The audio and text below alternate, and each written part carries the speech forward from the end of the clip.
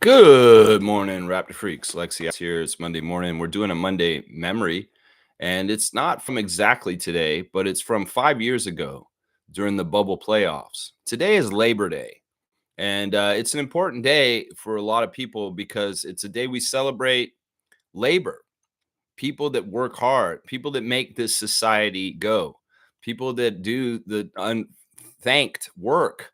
A lot of people get prestige for in the spotlight, but there's a lot of people out there doing amazing things that help everybody all the time that just don't get any credit. Now, labor is important, especially right now with the way unions are under siege by the government in the United States. Labor's ensure that workers have rights. Labor's labor union ensures that they have benefits, that they have time off, that they're not being exploited, that they're able to band together and say, "Look, this is not working, and we want to use our power collectively to tell you we want change." And that's important because when workers have no rights, well, that's slavery. Just think about it like that. Seriously. So labor work unions are healthy for society. And they're healthy for people to have rights and to get better share of profits from companies. That's a big problem. That's why so many people put out so much the proper big companies put out. They have lobbyists that put out so much anti-union stuff. It's so much bullshit because they don't want to pay as much to other people that are working for them. They want to keep as much profit, so they bust unions. That's why Elon busts unions. That's why Starbucks busts unions. That's why McDonald's busts unions, because they don't want their workers to organize and get collectively together with their power and say, "Yeah, no, you guys aren't paying us right. The minimum wage has not gone up with the cost of living and the profits that you're making. So we're striking. We're taking off. We're not going to work for you today." That's important on a Labor Day like today. This is what we celebrate. You know, if you want to be happy that you get weekends, well, thank a labor union like the unions and the Labor Day today. You get today off, an extra day off on Monday because of unions. So anybody who's anti-union, anybody who says unions are bad, you're absolutely working for the man. You're working for the oligarchs. You're working for the very, very ultra rich. And they love you for it because you're a little pawn in their scheme of misinformation. Oh, thank you for talking about how bad unions are. Little pissant that doesn't matter to me, and you're a shitty little person. You're just a turncoat on your class. That's what you are. It's not like that upper class cares about you or gives a shit about you. You're just as much as disposable as everybody else. So yeah, today I wanted to recognize that there was a work stoppage in the NBA 5 years ago in the NBA bubble. That's right. You guys remember this, that during the NBA bubble playoffs, right before the Raptors were going to play the Celtics in the second round, a man named Jacob Blake was shot in the back in Minnesota. And this was already the same year where George Floyd had gotten choked out by Derek Chauvin on the street corner. Yeah. So people were upset. Black Lives Matters was a very big movement at that time. And in some ways, this movement was so important because it was shining a light on police brutality towards people of color, racial profiling, all kinds of different issues with law enforcement in the United States. And in some ways, those issues are really prevalent right now, especially towards Hispanic communities. Now, listen, this thing that happened was the NBA players who have a history of doing this. What happened on that day? This was August 26, 2020. Was they walked off and they refused to play. The Milwaukee Bucks, in some ways, were given the credit for initiating the initial boycott and getting all the players organized to not play. And, most of the teams agreed. There were a couple of idiots that didn't want to do it. They wanted to keep playing, bootlickers, people that were kind of like, I don't know, we should just play. Nah, that was good that they did that because, listen, every single time the NBA players have walked off, every single time they have said, we're not playing, they get what they want. This is just the damn truth. This goes all the way back to the 60s when Oscar Robertson and Lou Alcindor and people like that were walking off. They got better pay. They got benefits. They got a place at the table of collective bargaining. then figured out how to get a bigger percentage of the profits that the owners were just getting. And they were getting piddly nothing. And, that union made sure that they got compensated correctly. That there's been multiple times where the NBA players have walked off and there's been a lockout and there's been work stoppage. And well, that one was very impromptu in 2020. The last time the NBA players walked off, it was very impromptu and very reactionary to the Jacob Blake incident. The Raptors were very much interviewed at that time about how this has to just stop. This kind of stuff has just got to stop. The man got shot in the back in front of his children at a traffic stop. And now to this day, he's paralyzed still. To this day, Jacob Blake did survive the attack by the police. The attack, I'm going to say this, it was an attack. But he is paralyzed to this day and cannot do the same things he could before that fateful day. And that's messed up. That is messed up. So I applaud the NBA players for taking their position and making a big spotlight on this, because what they did was they refused to play in multi-million-dollar games that generate billions of dollars. And you know what? The powers that be listen. You know what they did? The players went and met with the governor of Minnesota. They went and met with politicians and law enforcement officials, and they talked about their side and how they look at it. They said, basically, what are you guys going to do about this? And they actually got some things done. Seriously, they actually got some things done. The pressure by the Black Lives Matter movement was what put Derek Chauvin in jail. Now, granted, the criminals that are in the White House right now are trying to get him pardoned and get him the hell out. Yeah, it's like that. I mean, they're going to go and pardon all the January 6th pieces of shit. They're going to go ahead and get all the racist pieces of shits that they want to try and pardon and stuff like that. But who knows? Derek Chauvin's already been messed with in jail. Trust me. He's already been messed with. But yeah, so that Jacob Blake incident coming in at the same time that summer, well, the NBA players had enough. And then solidarity, they kneeled and they did not go on the court. The Raptors and the Celtics skipping their scheduled game one for their second round in the playoffs in the bubble. They skipped the first time they were supposed to play. And they didn't play. Some people will not remember this incident. Some people will be like, holy shit, that just happened 5 years ago. But I totally forgot about that the NBA players stepped out. Because this is the thing. The powers that be, the 1%, the oligarchs, the CEOs, the people that own these companies don't want y'all to know how much power you have. They really don't. Because the more you understand how much powerful you have, you're going to take that power back from them. Because we do have power. We have power in the people, power in solidarity, power in numbers. And we just got to keep getting more and more organized and getting bigger and bigger. And we will fight this. We will be a resistance against some of the things that are coming down the pipeline with the pieces of shit that have hoarding money, like they're hoarders on the old A&E show. Like, this lady's hoarding cats. Well, this guy's hoarding billions. And it's like, what the fuck are you going to do with all that money while people are sitting in the parks and tents starving? Seriously, it's crazy, man. The wealth inequality in the world right now is out of control and messed up. And at some point, things are going to break, and they're going to be very, very crazy after that. Trust me, very, very crazy.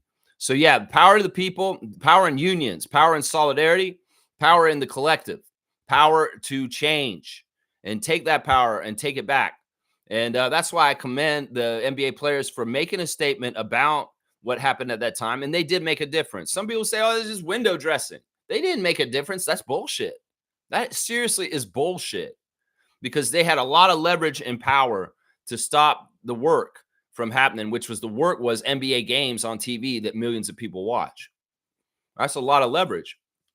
And they did get audiences with very important politicians and very important people. And they did make endeavors. And they talked to these people, and they told them, this is how we feel about it. And the owners, in some ways, they kowtowed to some of this stuff. You know what? This is part of the reason why the Atlanta Hawks will open up their arena during voting season, and they will let people come and vote in their building. They made agreements to do this stuff. How are you guys going to help us? You're going to help us? Oh, you're going to open the facility to have a voting precinct inside the Hawks arena? That's fantastic. How are you going to help us, Governor of Minnesota? Okay. You're going to go and investigate these officers, and you're going to make sure that they're held accountable for any wrongdoings towards Jacob Blake, okay, that's great. You know, this is what I'm saying is like, look, these people will not change anything until you hold their feet to the fire. And you hold their feet to the fire by walking off. Seriously, a lot of people are going to need to walk off their jobs. I believe in a general strike because a general strike can really stop everything. If there's one thing we've learned about the pandemic is when everybody doesn't go to work, everything stands still and everything changes economically. You know, a lot of things happen when everybody doesn't go to work. And in some ways, you know what? If we all have to do that voluntarily, not because of the pandemic, because we want to prove a point to some people, we can. Trust me. When we get organized and we have enough people all in a whole bunch of sectors doing it at the same time, we can really, really have a leverage point of pressure to have more power for the worker, for the masses, for the majority. And that is the thing that countries and systems and places should be for the majority, for the people. That's what's on the Declaration of Independence. We, the people, for the people. And that's the thing. If this country down south is not going to be for the people anymore, those people need to stand up and walk off and walk right out. And you get your demands and get them put out there and tell them exactly how we're changing things for how we want it. No more CEOs making 300 times more than the average worker or 600 times more than the average worker and making crazy amounts of money for just sitting on their ass and also being failures quite often, honestly, being fucking failures.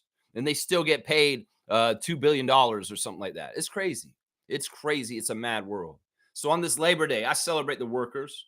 I celebrate the unions. I celebrate the power of the people and collective bargaining together as a group against the people in power that want to subjugate us and make us do work for less money and make us do things and struggle when we should have good lives, when we're the ones who make things happen.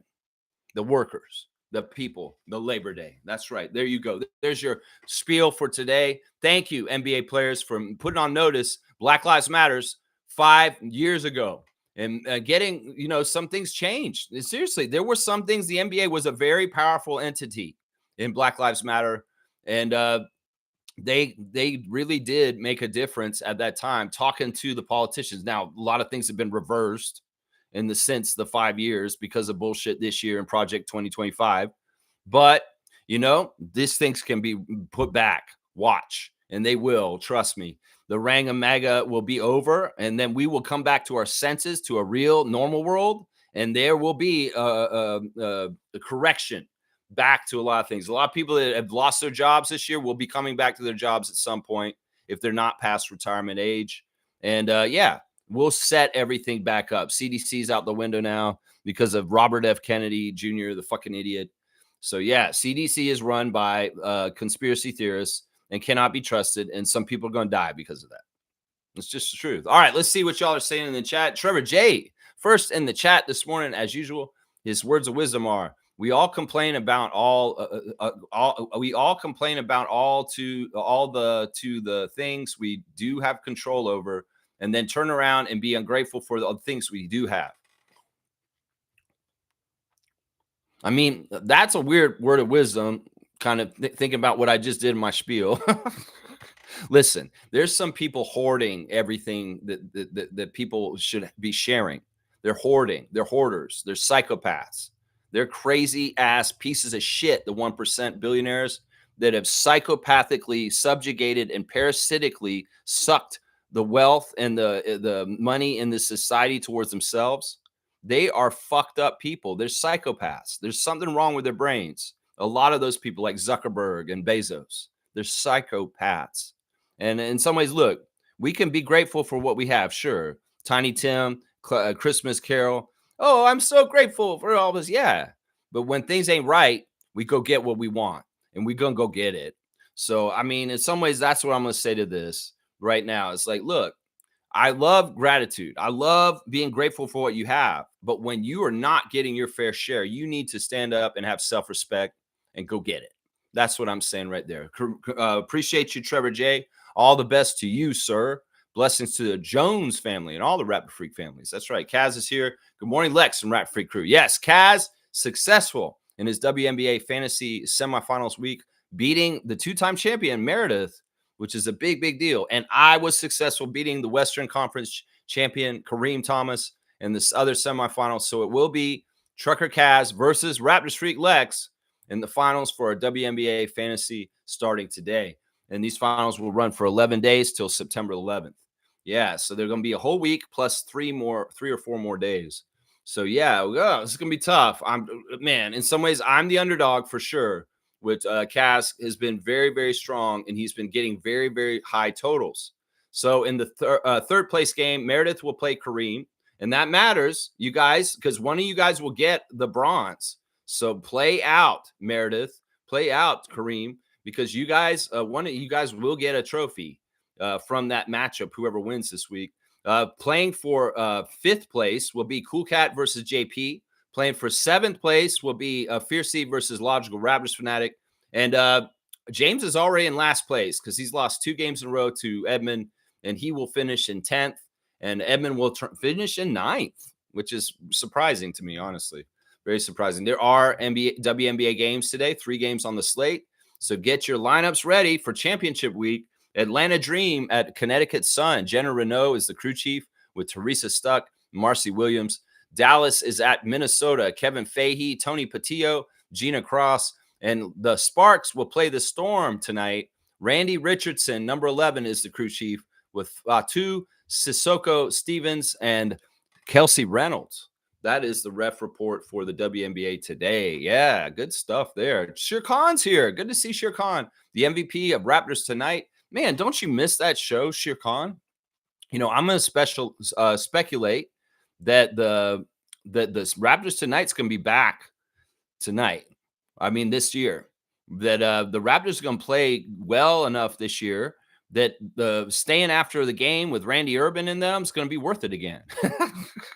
It's like last year, the team was losing a lot. And it's depressing doing Raptors Tonight after losses over and over again. It is depressing, honestly.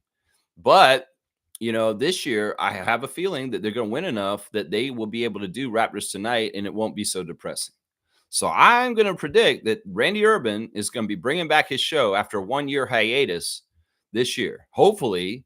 I mean, if Raptors Tonight is just going away, Shere Khan, I mean, that's going to be sad because that's been a great venue, a great opportunity for fans after the game to come by and see some of the announcers of the Raptors along with Randy Urban hanging out and doing their show and ask questions and win prizes shooting on the mini hoop at the Real Sports Bar and Grill. You know, that's a good time. Shere Khan saying this. Good morning, Raptor Freak family. Thanks for the bringing up of Black Lives Matters as it was an era defining moment.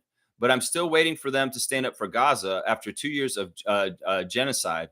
Black Lives Matter has spoken out for Palestine. Where are the players? It's tough. It's tough. I mean, a lot of the owners are people of Jewish faith. Some of them, yeah. We know that, you know, our owner here before, Larry Tenenbaum, very much a strong man of Judaism. But then, you know, you got the other end of the thing with the Dallas Mavericks owner, Adelson. She's absolutely an Israeli, and she's from Israel. And her husband, who died, Sheldon, he's buried in Israel. And they're very much supporters of the IDF and the genocide going on of the Palestinian people. So that tells you a lot right there. There's a power structure in the NBA where Zionists are in charge. And they are not anti-Israel. They're not going to say anything about it. And they're going to squash the NBA players from saying anything. Think about Kyrie. Kyrie Irving recommended a book on Amazon that said something about the Holy Land and Black Moors. And, you know, people got really upset and they said it was anti-Semitic. And Kyrie had to do an apology thing, which was absolute horse crap, honestly, in some ways. At that time, I was kind of like coming at Kyrie for different things, anti-vax, flat earth, shit like that. But the more and more time goes on, the more I realize Kyrie Irving is an amazing person. And in some ways, he's a free thinker and an individual that thinks for himself. And I respect the hell out of that. But yeah, Kyrie is very much vocal about Palestine in his own personal life, but he can't be anymore. It's weird. Ever since they muzzled him for that Amazon book recommendation, he has not been speaking out about Palestine since. And that's tough because I know it's this issue you're bringing up, Shirkan, is very dear to his heart, and very much he does care about it. Trust me. But what the hell is he supposed to do? He's under contract playing for the Dallas Mavericks, and the owner of the team that he plays for is absolutely a genocidal Zionist, even if he's a Palestinian activist on the down low. There's got to be some sort of agreement there. She's kind of like, yeah, it's just make me money and shut up. And she's like, if you want to have your job here, you better shut up. I don't know how that is. Seriously. That's why I would say, Kyrie, get the hell out of Dallas, man. You don't need to be making money for a woman who's going to take that money and turn it into bombs that are bombing Palestinian children. I mean, that's in some ways you're part of the problem, Kyrie. If you're playing for the Mavericks, you're generating profits for a woman who is actively sending a lot of money to Benjamin Netanyahu to bomb in this genocide. That's just the damn truth. That's just the damn truth. So I don't know how Kyrie sleeps at night being a Dallas Maverick. I do not know how. If I was him, I would have got the fuck out of there this summer. But he's still there. At least he is for now. Yeah, I mean, I want them to say something too, Shirkan, but you have to understand how much Zionist power is at the top of the NBA. Look at Adam Silver himself. He's probably pro-Israel. The president of the NBA, the commissioner, he is probably pro-Israel, which is disgusting. If you're pro-genocide right now, if you're pro what Israel has been doing to the people in Gaza, you're a monster. You're complicit. You're a piece of shit. And if you know what, the Nazis were pieces of shit for doing that to the Jewish people in the Holocaust. I'm not a Holocaust denier. I believe that shit happened. But you know what? Once again, I'll tell people 2 wrongs don't make a right.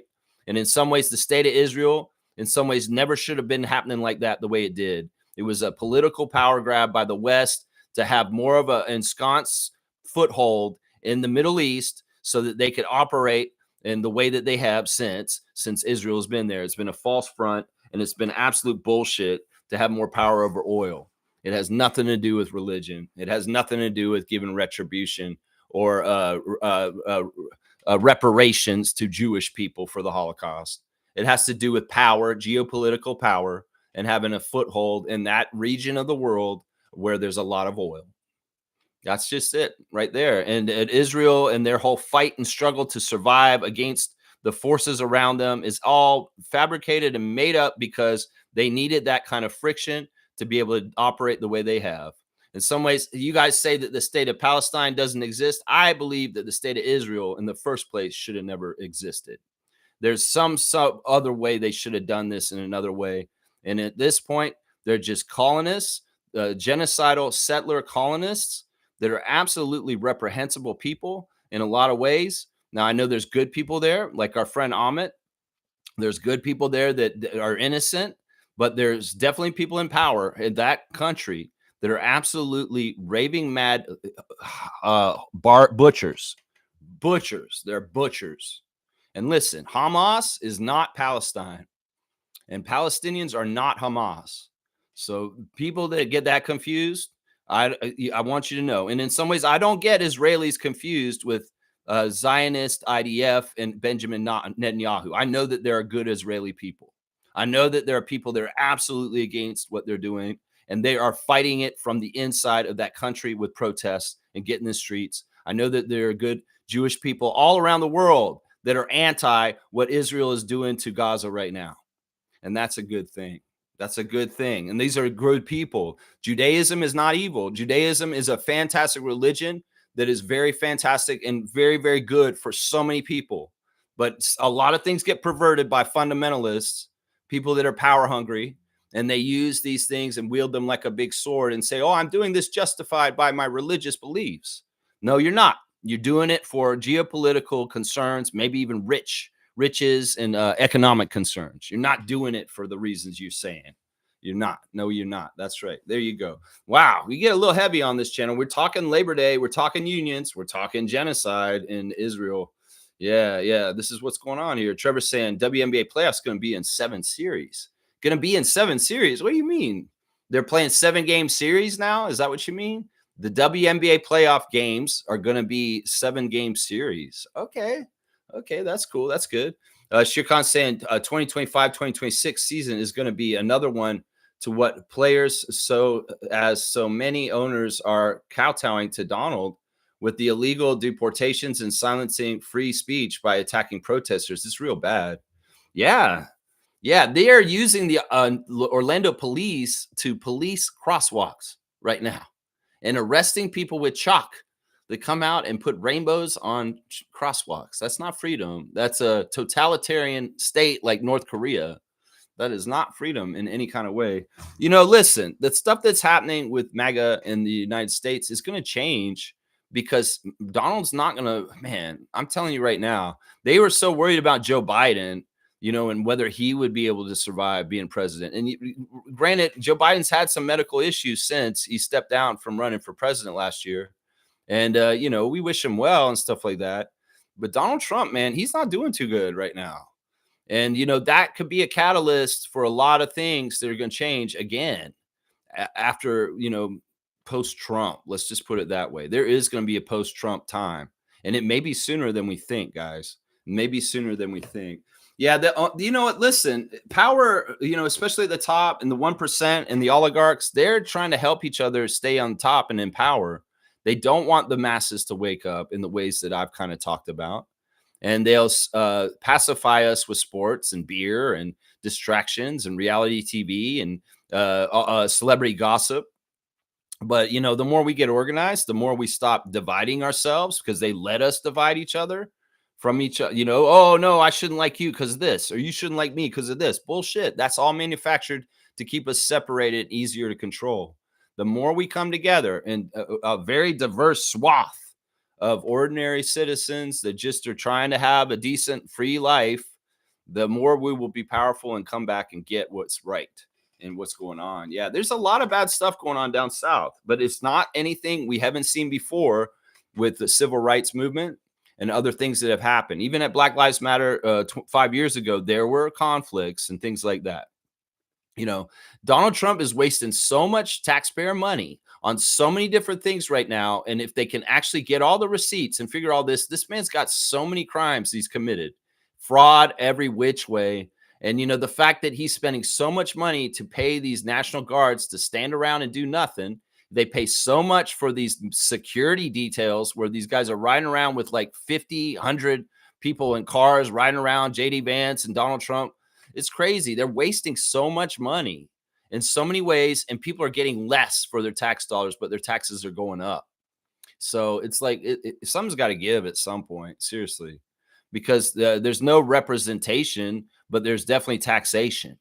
And that's something the Americans are supposed to go about. If they talk about from the beginning of their country, nah, you ain't supposed to be doing that, man. You ain't supposed to be getting taxed without representation. That's right. Religion has nothing to do with it. The problem is political movement that says one race is superior to the other. Very similar to what's going on in the States against migrants and Native Americans. Yeah. I mean, they're racists. They're a racist. They're white supremacists. That is very much you should call MAGA white supremacists, because a lot of what they've been doing is very anti people of color.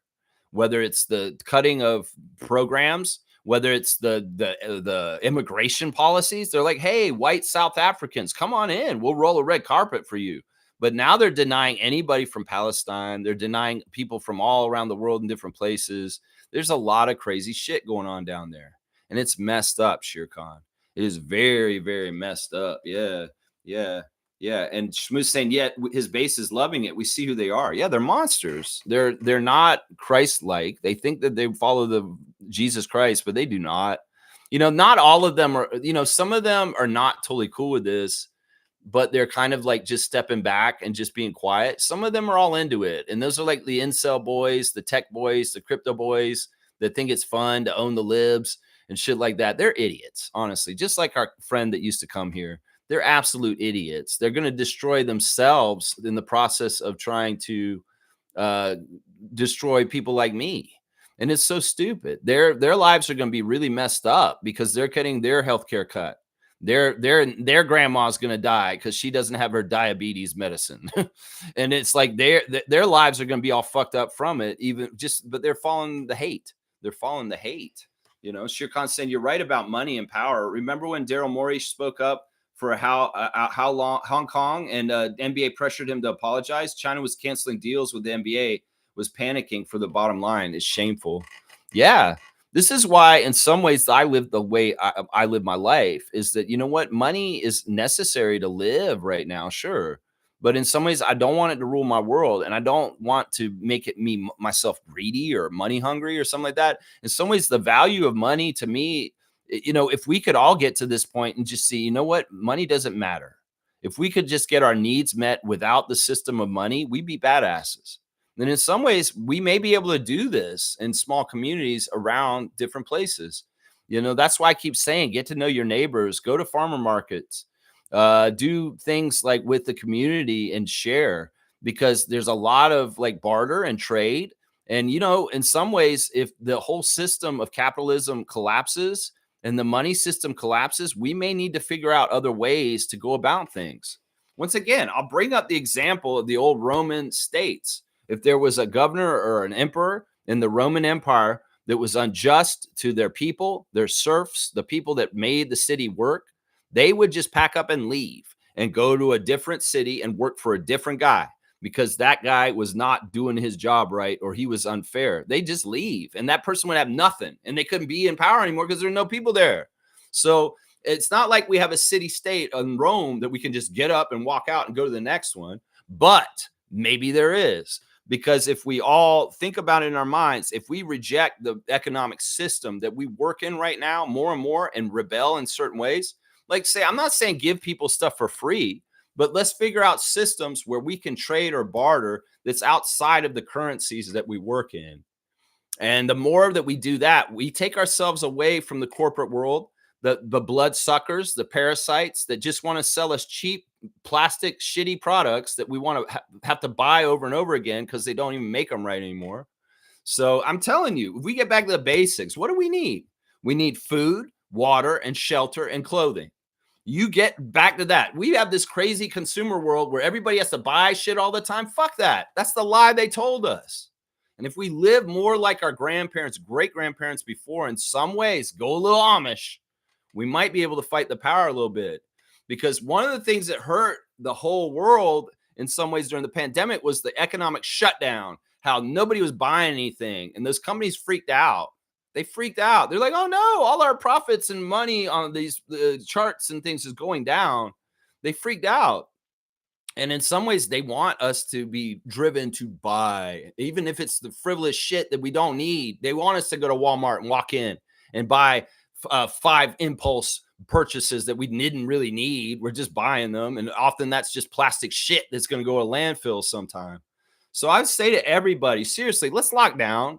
Let's stop living this crazy ass life where we're just buying shit frivolously.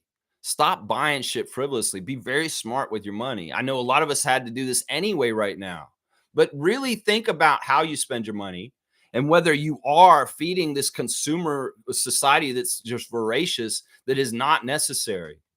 I'm telling you, we can go spend it locally. We can spend it on Canadian stuff. We can spend it in the right places, anti-corporate stuff. Don't shop at Loblaws grocery stores. Go to anything but Loblaws. There's a way to direct our energy and our funds and our resources in ways that are outside of the systems that they want us to be in. And we can survive and we can do it all that. What do we need? We need shelter. We need clothing. We need food and we need water. And if you can get those things checked off for yourself, maybe you're growing your own food. Maybe you don't need to go buy the new styles every fashion season. Maybe you have a well on your yard or you have some sort of water filtration system. There's a lot of different ways. And I think the people that were homesteaders and were already kind of moving towards being self-sufficient off the grid were ahead of their time because this shit is coming. And if everything kind of collapses and everything goes in a weird place, where a lot of us are going to have to be very independent in taking care of ourselves and taking care of our basic needs and not our frivolous bullshit needs like, oh, my internet is out. Oh, I need to go buy the new fall collection. Oh, I need to go get this little plastic trinket that doesn't mean jack shit and is not worth anything or useful for anything. It's just, I like the way it looks. or something like that. It's stuff like that. We can train ourselves and we can be better for it. Seriously. That's right. That's right. Sheer Constant also want to bring up the new TV deal where national games are spread out over Prime, NBC, and Disney. NBA ratings is going down, but they are still making more money with awful deals for real fans. Yeah. Yeah. I mean, listen, the whole thing about it, diversifying with different people putting games on and stuff like that, in some ways, that's good. That's good. I don't know what's going to happen with Prime being involved. I don't know what's going to happen with NBC coming back, but we'll just have to see and take it as it comes at each step. You know what I'm saying? We'll take it as it comes at each step and we'll see how it is, if it is an improvement or not. I think NBC is going to be an improvement. I'm not totally sure about Amazon, though. I'm not totally sure about Amazon. I'm looking forward to NBC. I think NBC is going to do a good job. Shirkan saying so true, Lex. That's why I keep coming back, because you're all about the community we build from the ground up. So glad to see the subs keep going up. Can't wait to see what the Raps can do this year. I appreciate the kind words, Shirkan. Yeah, I mean, listen, in some ways, sure, I'm a leader in the Raptors fan community, but I'm also a leader in the community.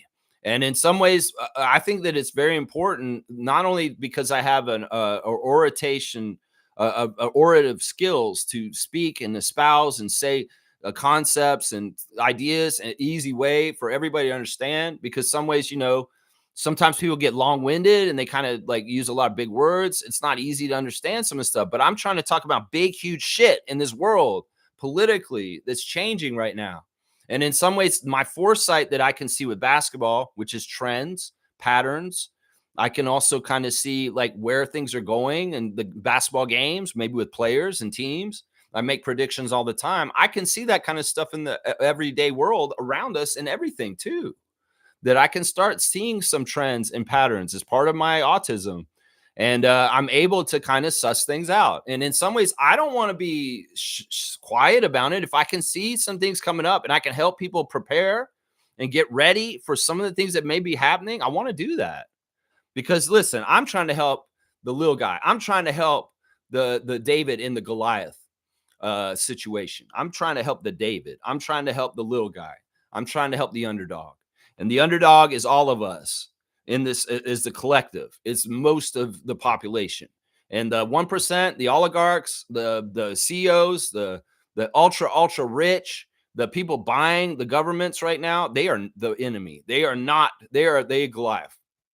We need to take that slingshot and put their eye out with that slingshot, seriously, because this is not going to get better. In some ways, the way it's looking right now is going to be dystopian, where they're going to use drones and all kinds of crazy ass technology like AI to, basically we don't live in a free society because there's a lot of surveillance. Let's just put it that way. And in some ways, we don't need that, especially with the eugenics and the white supremacy that's coming out of the White House right now. Seriously. Really, really messed up stuff. Seriously. All right, let me do. So we're talking about this subject. Let's do the straight goods on Canadian goods. Today, I'm talking about cat food and dog food again, guys. Canada Fresh. It's put out by Petkind Pet Products, and they're a Canadian company. Their canned food line is manufactured in Canada, primarily using Canadian-sourced meats. So yeah, if you see Canada Fresh in the pet aisle to get some dog food or cat food, Canada Fresh is a great choice to buy Canadian dog or cat food for your pet.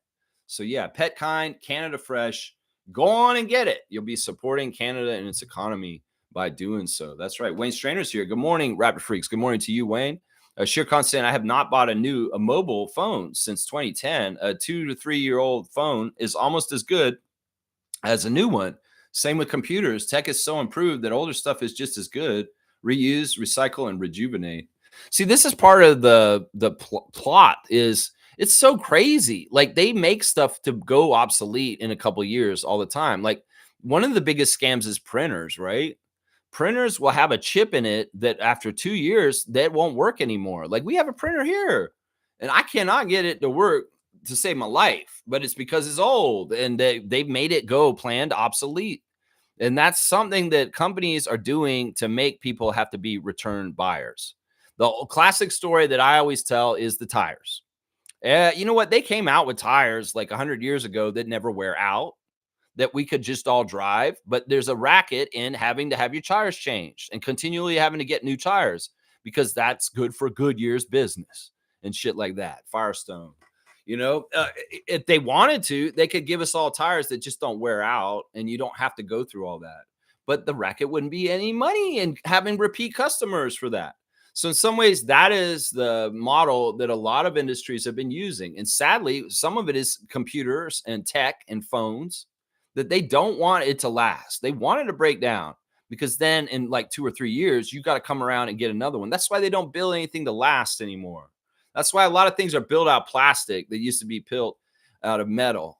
And it's a big scam. There's certain countries in the world that have made legislation against companies that make cheap products that have to be bought over and over again. France is one of them. It's like, look, if you're making some cheap ass products where you expect people to come and buy that thing over and over again, and their things are just going to end up in landfills. No, they ain't about that over in that country because they know the scam. It's like, if you're going to go the problem of building something and sell it to people, make it last. Make it so that people get quality out of it, because a lot of things are not like that anymore. And that's part of the scam. They put it into that. It sucks. I wish that they built things to last like they used to, but it's really a part of the corporate way of making money. And don't even get me started on shrinkflation or the cheap ways that they act like they make you have more price on what you're buying by shrinking something and keeping the same price, or they may even shrink it and raise the price also. It's crazy. It's absolute crazy, man. Smooth saying, I saw that Olivier Prosper was waived by the Maps. Is there a fit with the Raps as a third center? Release David Roddy, perhaps. So Omax got released by Dallas. That's interesting. That is very interesting. Yeah, I don't know. I mean, he's a great Canadian from Montreal, right? I mean, I don't know. I feel like we're full right now. But I mean, if Bobby made a move and switched some things around and he ended up being a Raptor, I wouldn't be upset.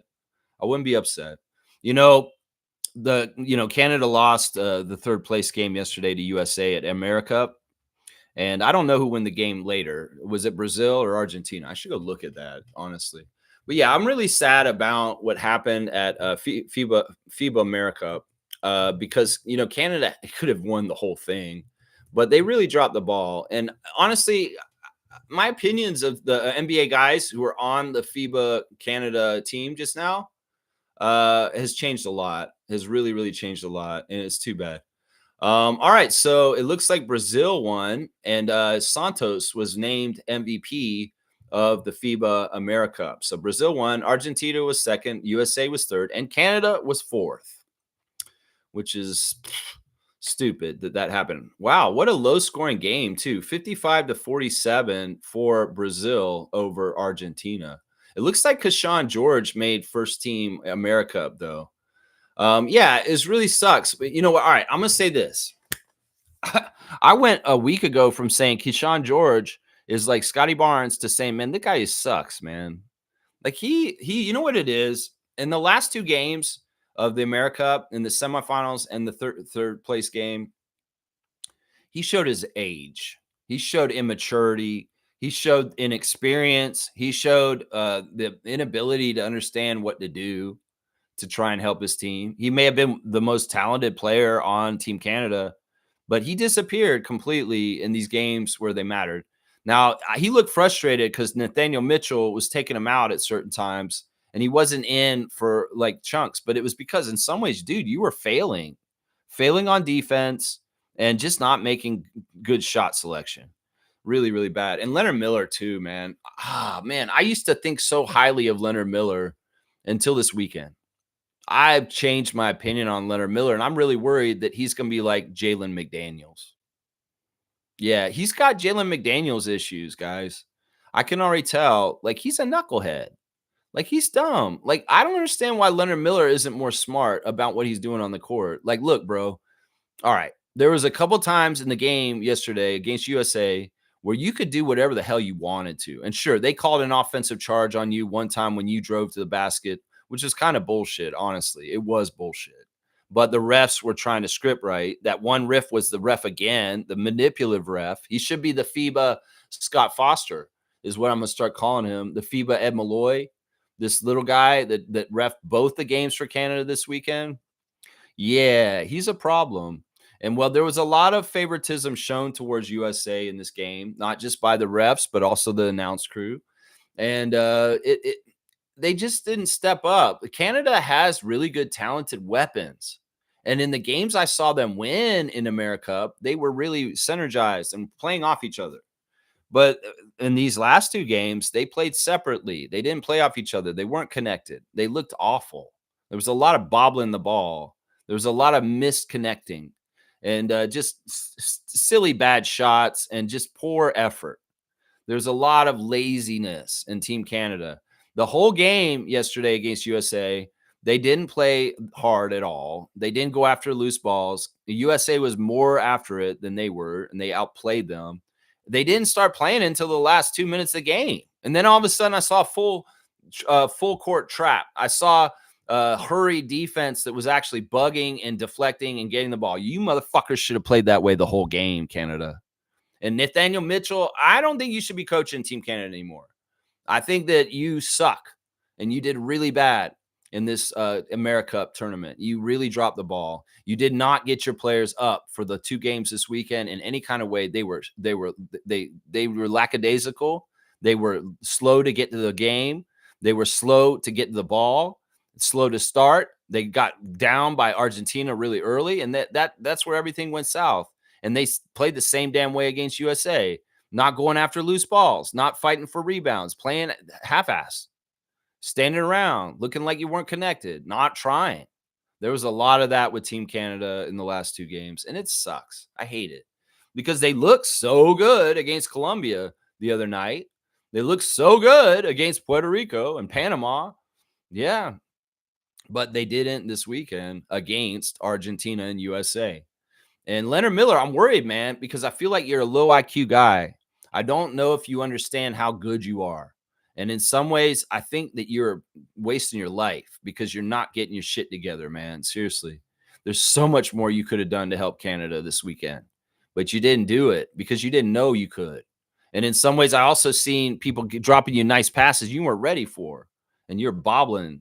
You know, him and Mfondu, Leonard Miller and Mfondu Kabengele, they are both maddeningly frustrating to me because they have these long-ass arms. They have so much potential, but they bobble the ball. They have horrible footwork.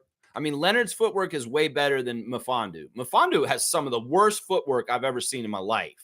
And he's doing all this extra stepping, and he's moving his arms all in weird ways and not very efficient with his motion of energy. Like, why are you doing all, like, why do you do all this stuff sometimes, Kabengele? Like, when you get the ball, why are you doing this?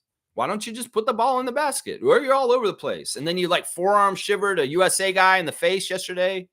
And you did. You drove your arm up and you nailed him in the nose, knocked him down on the floor. They went and reviewed it. And you did that. Yeah, just extra unnecessary contact and extra unnecessary fouls and stupid shit. You know, as much as you were powerful in the first half and doing a lot of scoring for USA, down low, cleaning up garbage points, you were also maddeningly frustrating to me. Missing bunnies, missing defensive assignments, playing so gangly and weird, man, awkward. And Leonard Miller, same kind of thing, man. The best player for Team Canada in this AmeriCup was Carr. Carr was absolutely the best player for them. He was the one who got them going at different times and showed up consistently, even in these bad games this past weekend. Marcus Carr with 7 of 11 shooting in this game, 16 points. Yeah, he was just fantastic. 7 assists also. He was absolutely their best player in the two games this weekend against Argentina and USA.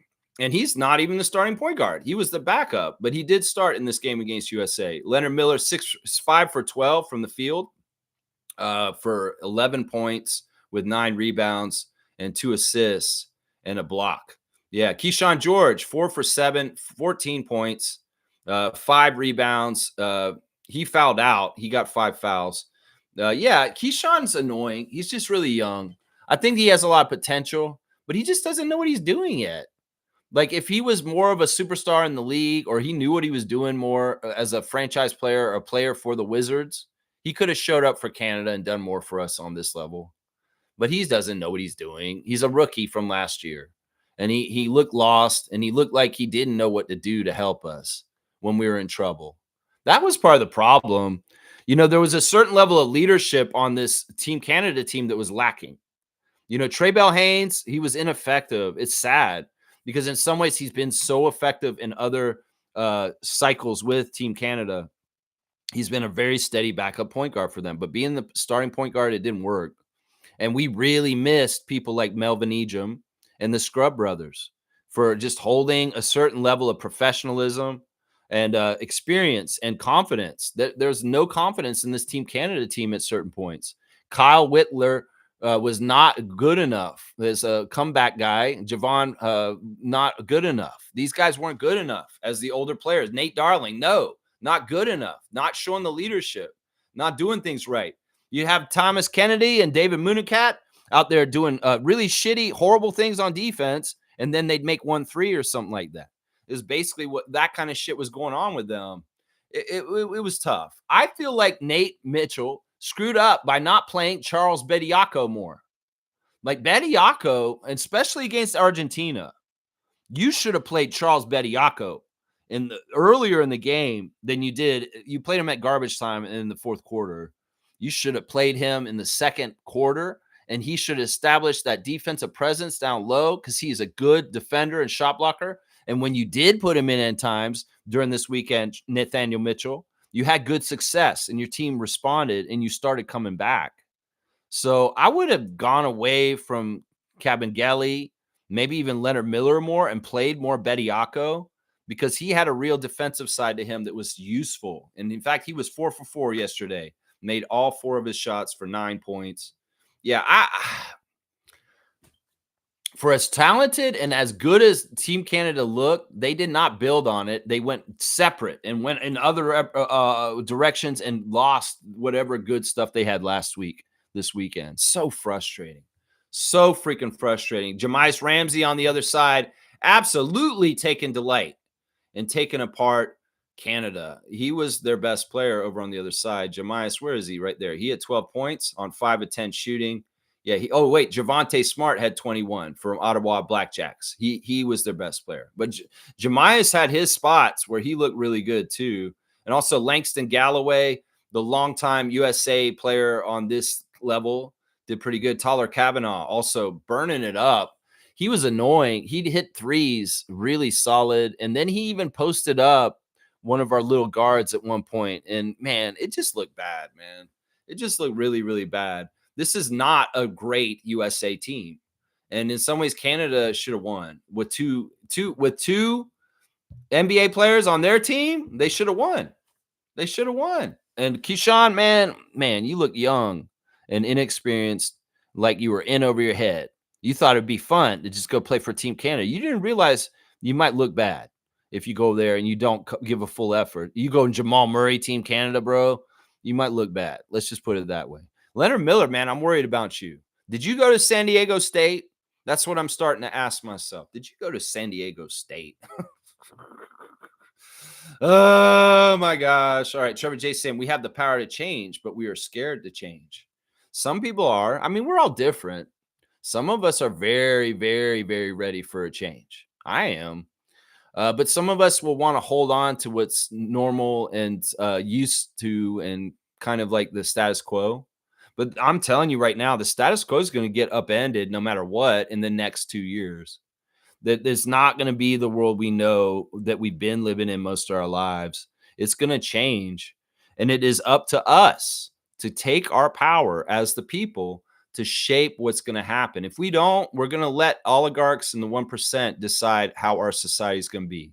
And that's not what we want, y'all. Their tool will be police brutality. Their tool will be paying the police and having a huge police force like ICE in the United States. That's their tool. In some ways, our tool is going to be love and connection and being together and the power of the masses. You get out in the streets, you protest. There was a lot of that this weekend. They didn't put that on news because they don't want people to know how powerful they are. They're not going to put on blast a memory of what I'm talking about today with the NBA players walking off, because they don't want to remind people that we have power. So you're not going to hear people commemorating the walk off, commemorating labor movements, commemorating the effects of Canadian boycotts of American products, because it's effective and they don't want to encourage it. They don't want to let the secret out. Wow, this is actually working when you do this. They don't want to encourage it. They don't want you to know how much power you have and step into it, because we're going to need it. We're going to need it. And we need all of us to add our power into the collective. Seriously. Seriously, we have the power to do it. Some people may not want to change some things because they're cushy with their lattes and their cushy lives. But this cushy life, you be privileged to live it right now, but you may not be in 5 years from now. So we may need to get ahead of this instead of coming up and catching up on it from behind. So let's get a little ahead of this, guys. Let's get ahead of this, community organizers. Let's get a little ahead of this so that we can be ready for whatever happens. We don't know exactly how it's going to go. That's right. Fiercely's here. Good morning, fam, and happy Monday. Just dropping by to say hi. Have a blessed Monday. Yeah, it's a long weekend. I know a lot of people have time off, and they are off today. Yeah, it's a long weekend here in Canada also, just like it is down in the States. Labor Day. This was a day won by labor movements and unions. And in some ways, we celebrate them today. And that's why this subject is what it is today. It's very political. Very, very political. Shirkan's saying, yes, Prosper is a good long-term project. But what are we hearing about training camp? BI is going to be so good in the starting lineup. Just have to work on the bench to give boost to the starters. I feel like our bench is going to be good. It's really just going to be who Darko calls into the game, because he has choices. He has a lot of choices for who's going to be in his rotation on a given night, and it's not going to be the same every night. It's not. We're not going to see Jameson Battle and Jonathan Mobo every night for the Raptors, guys, because Sandro Mamu's around and Brandon Ingram.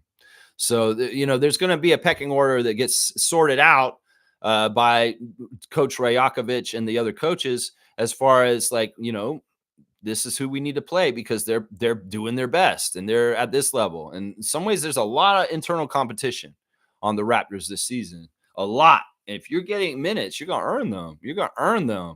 That's right. Yeah, I don't know about Prosper. I mean, I like having more bigs on our team. He's a power forward, right? So having another talented Canadian big on our team would not be a bad thing. I just don't know where you fit him into the whole scheme of things. We are so full right now. We really are like 15 deep. And I don't understand where, who, or what would be shifted around for this to happen. You know what I'm saying? Let's go check on the Raptors and what they're doing on Instagram real quick. First of all, Jeremy Lin has announced his retirement, and there's a lot of aftermath still. There's a lot of friends that are congratulating him on his career and stuff. There's his brother, Joe, who's saying this. Joe has said this. Man, you really called it back in 2021. I'll forever cherish lacing it alongside you. I'll never forget your stuff taking over my locker space and the ants that would come eat your protein bars. Laugh out loud. I love you, little bro. We champs, although you're technically a champ. So that's from Joe Lin, the older brother of Jeremy, who did win a championship with him in Chinese League after the Raptors championship. But yeah, there's all kinds of celebrations. He has a couple of brothers, and they're all writing nice messages to him, and he's posting them. They're in Chinese. I can't read them, so I can't really tell you. Here's another message to Jeremy Lin on his retirement. It says, this is from Coach Josh. From Halo 3 and cheesesteaks in the college dorm to the mountaintops as a world-class trainer and hooper, thanks for walking with me through the highs and lows and being in my corner from day one. 100%, I wouldn't be here without you. Look at what God did in our lives. Love you, bro. And remind me to never wear the pants from the first photo. Oh, that's funny, man. That's funny. Okay, so that's one of his coaches. Let's see. Here's another one, another tribute to Jeremy Lin. Thanks for helping me get through the last 2 seasons, for teaching me how to move better and how to live better. Thanks for all the support and love. Appreciate you for real, bro. On to the next chapter. And of course, a huge shout out to JP Bersabi too. We did it, fellas. Okay, that was Dr. Joey Salgado that sent that message to Jeremy Lin. And there's one more here, and this is from Dan. Feels like Dan. Thanks for always supporting and believing in me, for documenting and telling my story with your full passion and heart, and for allowing me to order entrees every dinner and helping me eat it all. Colin Murray Bowles has an interesting post on his Instagram this morning. He is plugging Gamer the Plug. Gamer the Plug offers overall badge grinding services for your NBA 2K26. It looks like you can get the diamond package. You can get your player up to 99 overall and max badges on a 3 to 4 day turnaround. Or if you want the 95 overall and max badges, you can do it on a 2 to 3 day turnaround. And then the prices are there. They're blacked out on Instagram, but I can see them, Colin. And it looks like this guy is charging $400 to get your player up to 99 on the on the 2K. Wow, Gamer the Plug. And I guess maybe Colin Murray Boyles has been getting a little enhancement from enhancement talent to help him get his game up so he can actually work on his real game for the Raptors as a rookie. Meanwhile, he's got Gamer the Plug grinding his character up so when he comes back, he can play it. All right, there you go. That's a plug for him. Lou Dort with the Montreal and ceremony once again, posting it. North Montreal stand up. There you go. Norman Powell selling the Understand the Grind gear, 30% off Labor Day sale right now, guys. And he got a good playlist from his friend Jordan. He really loves the playlist that he's listening to on there. Smile Jamaica Chronics is what he's listening to, it looks like. And there's the cat. The cat is in Norman's lap at home. Chucky Hepburn is working hard at Louisville, and he's wearing that Raptors red at the Cardinals place. Yeah, he's really working hard. He's on the bike. He's running around doing laps. Yeah, Chucky is getting set for this season, man. He's training hard at Louisville for the Raptors, and he's going to be coming in for his rookie season. Chucky Hepburn, let's go. Let's go. Chucky. Ulrich Shamshay driving around listening to Burna Boy, and I'm not sure where he is. That could be Toronto. He looks very stoic and tough. He's wearing a soccer jersey. And yeah, Shamshay, hope you're having a good summer, and let's get back to it, your second year, and let's show the growth of your game. Evan Gilliard has been selected by the NBA G League to play for NBA G League United, which is going to be a team that's going to go over to China and play some games as G League representatives. So he's going to be representing the Raptors 905, the CBL's Calgary Surge, and the United States and the G League in China. So yeah, I guess it's a pretty good esteemed kind of thing to do. So yeah, congratulations to Evan Gilliard. You're going to China to play for the G League United. Very, very interesting. There you go. G League United. Sandra Mamu with some highlights from Eurobasket. Of course, the Georgia team lost to Greece, and that was a tough game. Giannis did so good on Greece. They've re-signed his brother Thanasis to the Bucks again. So he's coming back to the Bucks on a new 2.5-year contract. Thanas was out and not on the Bucks for a year last year. But I guess Giannis has told them, you got to sign my brother back, $2.5 million a year. And yeah, he's coming back. He's going to be playing for the Bucks this year, the brother of Giannis Antetokounmpo. Let's see. Slim Duck's got some funny thing on here. Chris Boucher saying immigrant parents, when you go out 2 weeks in a row. Oh, they're asking him what's going on. Me knowing I did same when I was young. Haha, all truths but truth. So yeah, that's something probably went through with his mother, Mary. That's right. Same kind of thing. And Jamal McGlure is saying happy Independence Day to Trinidad and Tobago. That is going on today. So there you go. There's your Instagram stories for today. Chucky Hepburn working out hard in Louisville is what we're seeing there. Excuse my drink there. Yeah. Let's see. Isaac Campbell's here. Good morning, Isaac Campbell. 427. Argentina shot from 3-point in the finals. Wow. So they shot 4 for 27. They didn't have that magic shot like they did on Saturday against Canada, against Brazil, and Bruno Caboclo. Really nice to see the former Raptor draft pick Bruno get the AmeriCup win. It's too bad Canada couldn't win their first AmeriCup ever. Come on, man. What happened there? Seriously. What happened there? Fiercely saying these players do not realize it's an audition and their performance is closely observed. You want to be considered for the Olympic team. You got to play smart and play hard.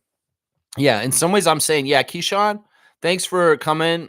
In some ways, I don't want you on the regular Canada team. Seriously. Maybe in a couple years, you need some more seasoning. You're too young and inexperienced, and you don't know what you're doing. You have a lot of potential. You have a great NBA body. You have a lot of potential, but you do not know what the fuck you're doing. I'm going to say that right now. And Leonard Miller, it's the same for you, man. I thought you'd be a further along after a few years in the NBA, Leonard Miller. But you're not, man. You're a knucklehead. And why you make such bad decisions on defense? And also, you're way more stronger on offense than you're playing. You guys are playing half-ass, man. You guys are playing a step too slow and like you didn't give a shit. Seriously, they were lackadaisical. They weren't playing all out. They were walking in their sleep, is what it looked like with Team Canada. I'm sick of it. Guys like Nate Darling frustrates the hell out of me too. Nate Darling, what the hell, man? You're a three-point shooter, right? Do the other stuff just basically, please. Don't try and get all fancy with your crazy passes that nobody can catch. And also, if you get open and you're open from outside, that's your job, man. You nail that three. If you miss that three, well, you're not doing your job right. That's what I look at Nate Darling like that. Yeah.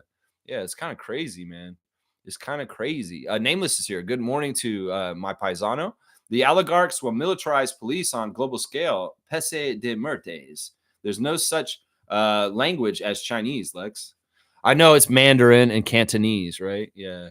Yeah, I know that it's like you split them. You split them in half, you know? I guess. Yeah, I guess I was showing myself there. I think it was Mandarin that he speaks. I'm not totally sure, though. Jeremy Lin may speak Cantonese, but I don't know. I don't know either one. But yeah, listen, that may not happen everywhere. It'll happen in certain places, but it's not going to happen everywhere. The militarization of police. You know, even here in Canada, I drove to go to the doctor a week or so ago. And I went to the doctor's office and I went upstairs, up the stairs, and I'm on the second floor. And I look out the window and there's like 5 cop cars just rolling into the parking lot outside at the doctor's office and coming around and doing like some sort of drill where they're driving and swarming. And I don't know what the hell they were doing. I don't think there's ice raids going on up here, but the way that they were acting was like they were practicing a tactical like thing or something.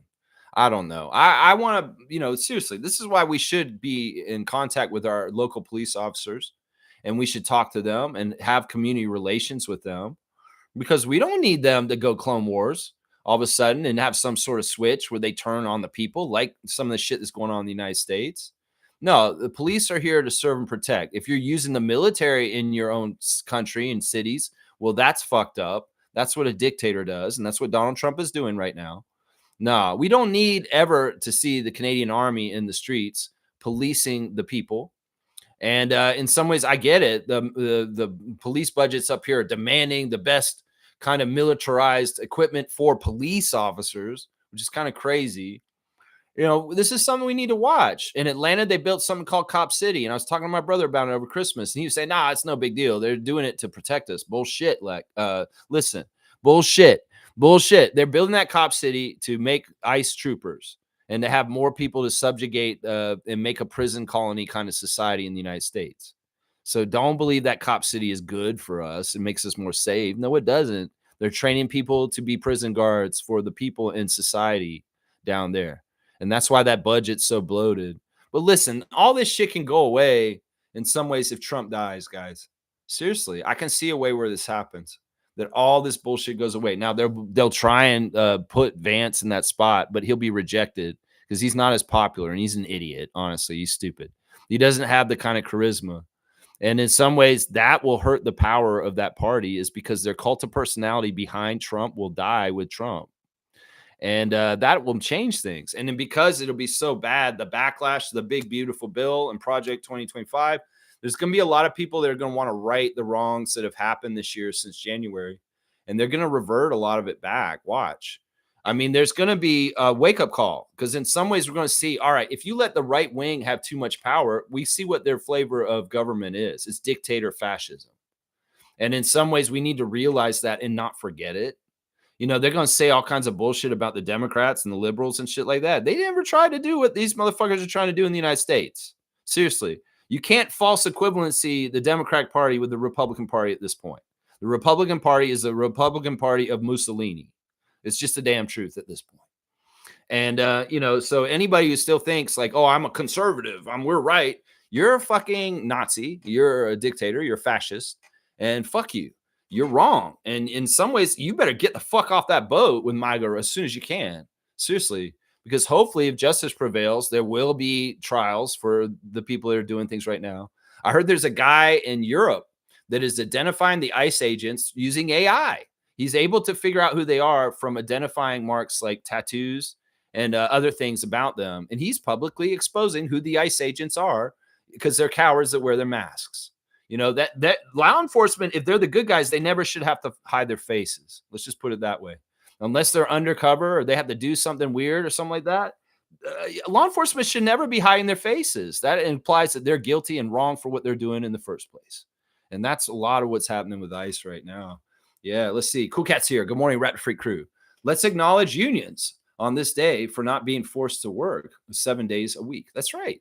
That's exactly right. That's the big message today is Labor Day, and thank a union for not having to work every single day of the week, for having statutory holidays, for having health benefits, for having workers' rights and safety protocols at work.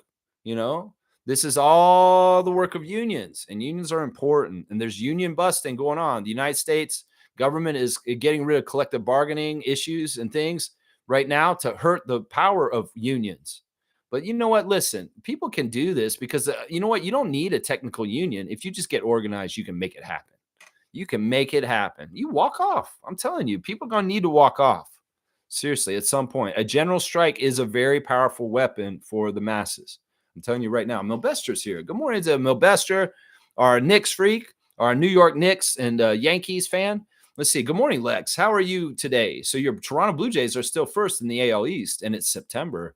The MLB postseason is not far behind. My Yankees are playing them in the Bronx this weekend. Big division race showdown impacting races. Yeah, I was looking at the MLB standings, and even though the Blue Jays are on top and they're trading the whole entire lead of the whole Major League Baseball with the Detroit Lions, the Yankees and the Red Sox are lapping at their heels. They're right there behind them. And in this last month of action for the MLB, there's some very important series like the one Milbester just talked about with the Yankees and the Blue Jays. I think they're going to play the Red Sox too still this month. So, there's still a lot of work for Toronto to do in baseball this year. And to keep that spot up there, it is close. Seriously, they're not that far behind with the win total behind the Blue Jays right now. But yeah, when's the last time the Blue Jays were at the top of the American League East in September? I think it's been since Josh Donaldson or something like that. It's been a while, man. Good to see you, Milbester. And vote for Mandini, man. Seriously, he's the power of the people. You need to vote for him, man. You vote for Cuomo, you vote for anybody else, you're voting for billionaire oligarchs that are not your friend. Just trust me on this, Milbester. Just trust me. Zoran is the right choice in the city of New York for mayor. Just trust me on this. Seriously, you got to trust me on this. All right, let's see. What else do I have in my tabs here that I'd like to talk about today? Man, this Hall of Fame class, I'm not that impressed with it. I still don't think Dwight Howard's a Hall of Famer, guys. I really don't. I think it's a joke that Dwight Howard's going in the Hall of Fame, honestly. I don't think he's a Hall of Famer. What did he win? Who the fuck was he? It's just because of his stats or because he's liked in the NBA people? Who gives a shit? Alex English was liked too. There's a lot of people that ain't necessarily in the Hall of Fame that should be, but they were just good players that doesn't need to be in the Hall of Fame. And I think Dwight Howard's one of them. I never, ever thought of Dwight Howard as a Hall of Famer. Carmelo Anthony's a Hall of Famer. That makes sense. But not Dwight Howard. That didn't make any sense to me. Why is he? All right, let's see what Raptors Reddit is talking about. Let's see. When are tickets available from official sources? Somebody says, I'm aware that scheduled fixtures are now available. We're in Toronto in the April, and we want to get to a Raptors game. We'll attend baseball too, but looking online, I can only get tickets on StubHub. All the team's official ticketing links don't offer any sale. Is there a certain date they become available? They're not available yet. I'm telling you, if you guys are buying stuff from StubHub, it's like, no, you can't do this. This is too early. Y'all see the schedule come out and you want to buy tickets right away. Y'all need to chill the fuck out. The Raptors have to make their plans for like how they're going to do the season tickets.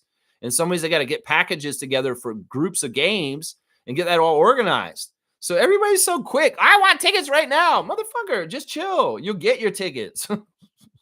Seriously, just chill. You're not coming till next spring. Don't worry about it. You could actually worry about it when you come to Toronto then and get the tickets.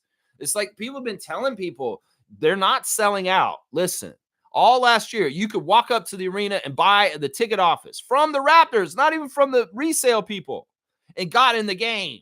You could have done that all last year. You can do it again this year. Trust me. Not going to catch on that quick.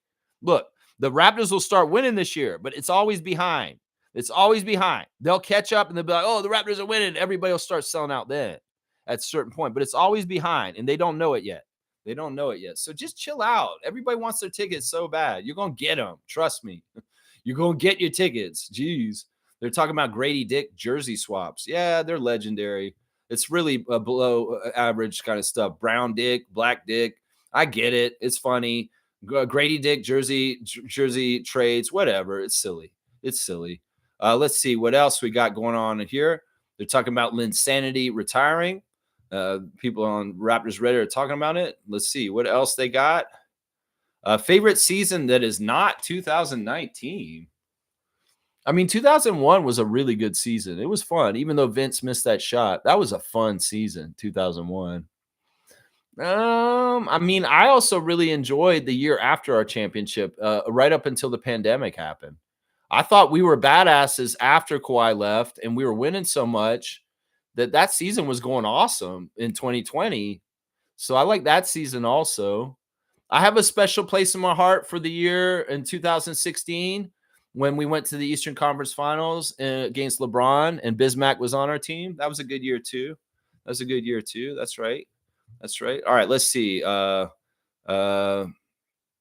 Okay, that's really late. Yeah, that's enough. That's enough on Raptors Reddit. Enough from there. Enough jibber jabber from them. There's no birthday again. Nobody born on September the 1st. It's kind of weird, man. Yeah, let's see. All right, Milbester's saying this. Lex, the Blue Jays lost a couple years ago to the Twins in the wild card race. The last time Toronto was good was Josh Donaldson's years, Lex. I remember the 2015-16 Jays, those 2 seasons, they were in the ALCS. Yeah, I was working in a bar downtown Toronto when we had Josh Donaldson in those years. I believe we still had Edwin around that time too. And yeah, they were special little times with playoff baseball for Toronto. That was nice, man. Milbester's saying crazy that Jeremy Lin retired. Linsanity days were crazy. The memories of him and the hype in New York. Yeah, that's good. Rick Brunson's birthday was yesterday. Rick Brunson's birthday was yesterday. I know he means Jalen. I'm trying to be funny. Because the problem on your team is Rick, man. Rick is an ego, man. He's going to pull your team apart this year. Other players don't want Rick Brunson around, but Jalen Brunson has to have him there. Because Dad, he can't say, no, Dad does not want to be on this team. It's a totally awkward situation. In some ways, this is why you shouldn't have nepotism in basketball. You really shouldn't. You know, it's like now they're in an awkward situation. I mean, Rick Brunson's been there longer than Jalen, sure. But Rick Brunson has not been the coach underneath Mike Brown. And that is going to be interesting because Rick Brunson is a very fiery person. He's in some ways a problem. He's a problem on the down low. He's toxic. I mean, that shit with him and DiVincenzo, that's just scratching the surface of kind of the way he is around the Knicks. And this is going to be a huge problem this year for your team, bro. The Rick Brunson problem and also the Cat problem. Cat is a problem. I know you don't think he is, but he is. He is a problem. I can tell. And it's partly because he doesn't play hard. His teammates do not respect him. He's not trying hard enough in certain ways. And some of his teammates do not respect him. I know it. And then the other thing is Rick Brunson, he's such a talkative guy. He's so gregarious. In some ways, they want him to go away. But how the hell do you handle that? Your franchise player's dad is a coach on your team. And in some ways, they don't want Rick Brunson around anymore. And how do they get rid of him? Sorry, Jalen, your dad's fired. You fired my dad? What are you doing? You know, how do you handle that? Seriously, that is so toxic, Milbester. That situation with Rick Brunson is so freaking toxic. Yeah, I know. I was being jokey because I wanted to bring up Rick Brunson. You brought up Jalen Brunson. I would say, well, the thing that matters is Rick Brunson, man. Seriously. Knicks fans should start be calling for him to leave. Seriously. Because he caused problems last year. and he's going to cause them this year. He could work under Thibodeau because Thibodeau and him have a similar kind of mindset, but I don't know if he can work under Mike Brown. That's the interesting thing, man. Mike Brown's going to be a huge fail too. Watch. He's going to be a huge fail as the Knicks coach. He's not going to be as good as Thibodeau, and all the Knicks fans are going to call him out for it. They're going to say, what? This isn't Tom Thibodeau. He's not doing it the way Tom would do it, and weren't winning as much, and they'll turn on him. Trust me. It's going to take a lot for Mike Brown to be successful in New York, and he's got to win over the crowd, and he doesn't have them. He's got to earn that. And in some ways, it's much harder to win them over than to actually just fail and get like told you suck and all the toxicness comes out. Yeah. Shirkan saying, interesting you brought up Dwight Howard. He's the only significant NBA player to stand up for Gaza. He posted Free Palestine on his Twitter, and 10 minutes later, the commissioner told him to take it down. Yeah, see, this is messed up. You know, I've had people come in here and comment on my channels being pro-Palestine, Free Palestine. I'm totally with the Palestinians, and told me to shut the hell up. Yeah, come in and tell me comments. You don't know anything about politics. You don't understand the situation in Gaza, so you shouldn't talk about it. Motherfucker, I understand genocide, and I ain't gonna fall in line with everybody and just say, oh, I'm complicit and I'm silent. No, fuck that. I will say what I have to say because it's the truth. And, you know, you can try and say whatever you want to justify it. It's this because of this on the October and this bullshit. That is not the same kind of justified means for response. You know, up here in Canada, there's an issue right now with rights on your property to defend yourself. Somebody with a crossbow tried to break into somebody's house in Lindsay. And, well, the guy beat the guy up with a crossbow to an inch of his life. And he got charged, the homeowner, the guy who was trying to protect his house from the guy who came in the house. Listen, I get it. In some ways, Hamas came into your house and messed up things with that music festival. But you know what? You're supposed to have a measured response that is equal to it, not an over-obliterating response.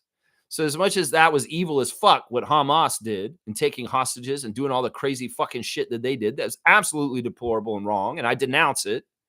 You know, the reaction that Israel has taken in regards to that and coming back is overkill.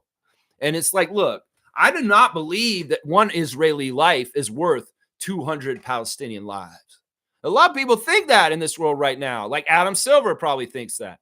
No, fuck that. One life is the same as all lives. And I'm sick of this shit that people discount other people's groups to be possibly not worth as much as this life. You know, it's bullshit. You know, the numbers are not adding up. The casualties of the Palestinians and Gaza are like 100 times any kind of Israeli casualties, maybe even 1,000 times more. And that's not justified defense. That's not protecting yourself. That's genocide. And that's just the damn truth. And they can, you know, people say, oh, I'm not going to listen to you because I'm pro-Israel and you're wrong. Fine. I didn't want to have you here anyway, because I'm not fucking here for Zionists. I'm not for people that are pro-genocide. And if you have a problem with me saying this, good. Go fuck off. I'm not here for you. This channel is not for everybody. And in some ways, yeah, politically, if I disagree with you and you don't like it, you don't want to try and change me, you're not going to get that. That's not how it's going to work. If you can ignore some of the differences that we have politically, I would welcome you here. I have no problem with you. But in some ways, look, this is my vocal place to espouse freely in all aspects of the world, including politics. And I'll do that because this is my venue for that. And that's it. Yeah. I commend Dwight Howard for this, but still, I still do not think he is a Hall of Famer. I just don't think he's a Hall of Famer. And I've been a Magic fan in the past. I did watch a lot of him on Orlando. I mean, in some ways, he was a very overpowering defensive player for a while. He was a very good double-double guy. He has some good stats, but the fuck did he win? What did he win? He didn't win jack shit. And in some ways, his stats are not that much better than a whole bunch of other guys that are sitting on the outside of the Hall of Fame right now from all the eras going back. Like, seriously, I don't see it. Did he win on LA in the bubble or something? Nah, I don't count that. Wayne's saying, Knicks have issues? Great. We got problems too. How do we develop Shamshay to be the talent he can be? How many minutes can we split between Battle and Grady? These are interesting questions by Wayne. Yeah, I see on the download the Knicks having issues. First of all, it's tough when you switch coaches anytime. It was been tough for us because in some ways going from Nick to Darko, you can see how much a percentage of the Raptors fan base does not trust Darko still after 2 years of him coaching excellently. There's still some people that are like, oh, no, he's not that good. So there's a lot of undermining kind of like comments from fan nation saying, oh, no, he's not a very good coach and stuff like that. This same kind of shit's going to happen with the Knicks. Thibodeau was established and respected and trusted by Knicks fans. And that's something they threw out the window when they fired him, overreacting. And that's why I was so happy they did it, because I knew this would cause this. And some people, it's the same thing as other teams being happy when Nick Nurse went to Philadelphia, is that the Raptors lost a position of strength, that somebody was trusted. We shouldn't have trusted him, honestly. And we went to a guy named Darko. Well, there's a little bit of unknown here. Mike Brown may have success with other teams in the past, but I'm telling you, every single job in the NBA is different. And the Knicks job is a whole other animal. And honestly, in some ways, if they're not successful right out of the bat, if they have different issues like injury issues, if they have some of the infighting issues that I'm thinking, and Mike Brown cannot be successful and almost successful right away, Knicks Nation's going to turn on him. And that shit will be so toxic. Seriously, that shit will be so toxic. Watch. So be ready for this year. Yeah, I can see it, man. How do we develop Shamshay to be the talent he can be? We take time. We allow him time. We don't rush him. This is what Masai said when we got him. Every step in its right order. And, we're going to continue to do that even with post Masai era. That's the way you got to do these big man projects. He's going to be coming into his second year this year. He's going to be 20, then 21 in December. And, he's going to be, still a very young man. And in some ways, he's still learning a lot, but he is sponging up things fast. And even though he got hurt last season in G League and missed the second half of the year, from what I saw at Summer League, he's still on track and he didn't miss anything with his progress and where he should be going into his second year right now, because he showed a lot of new aptitude and smarts at Summer League when he played for the Raptors in Vegas. So I think that Shamshay is on track for where he should be, even with missing half of his rookie season. And we should expect to see him get more opportunities on the Raptors main club, and hopefully way more stuff on a very high premium level quality on the 905 club. Andrew Jones is a really key person for Alrish Shamshay to help him. And he's sponging it up. He's learning. He's getting better and better all the time. I expect good things from him. But once again, the schedule for him, just like the schedule for Scotty, is on his own time, and it will come as it's supposed to, naturally. That's it right there. How many minutes can we split between Battle and Grady? Now, Grady being a first-round pick and Jamison Battle being an undrafted player is going to be a big difference in between who's going to play who. In some ways, Jamison is for depth. Grady is for rotation. And it's going to be very much the thing where, like, Jonathan and Jameson and AJ Lawson, if he does make the team, will be people that are coming in to fill in when people are out. I don't think they're going to be regular rotation. It'll be the kind of thing where maybe one of the regular rotation guys has a nagging injury and they had to take a night off, and all of a sudden Jamison Battle gets his number 77 called to be in the 10-man rotation for that night. But I do not expect Jamison Battle to be regular rotation on the regular Raptors. He'll definitely be one of the main offensive weapons on the 905. That's what I see. Grady Dick should play most games for the Raptors that he is healthy. He will play for the main squad.